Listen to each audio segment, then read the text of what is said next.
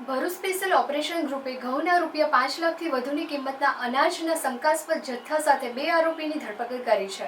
આ મામલામાં પોલીસે કુલ ₹15.45 લાખનો મુદ્દામાલ કબજે કર્યો છે।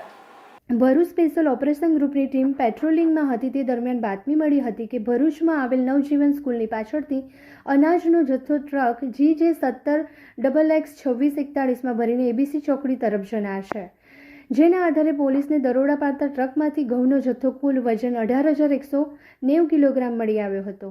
આ અનાજના જથ્થાનું બિલ કે આધાર પુરાવા ચાલક પાસે મળી ન આવતા આથી શંકાસ્પદ ઘઉંનો જથ્થો કોઈ જગ્યાએથી ચોરી કે છળકપટ કરી મેળવેલ હોવાનું પોલીસને જણાઈ આવતા ₹5.45 લાખનો ઘઉંનો જથ્થો, ₹10 લાખ કિંમતની ટ્રક મળી ₹15.45 લાખનો મુદ્દામાલ જપ્ત કરવામાં આવ્યો હતો। પોલીસે આ મામલામાં શાહિદ ઇદ્રીસ હયાત રહેઠાણ ચુચલા પ્લોટ વેજલપુર રોડ ગોધરા ગગનસિંહ તલવારસિંહ ટાંક નજીક નવજીવન સ્કૂલની પાછળથી ધરપકડ કરી હતી। આરોપીઓ ઘઉંનો જથ્થો ક્યાંથી લાવ્યા હતા અને કોને પહોંચાડવાના હતા એ સહિતની વિગતો મેળવવાનો તપાસ ધમધમાટ શરૂ કર્યો છે।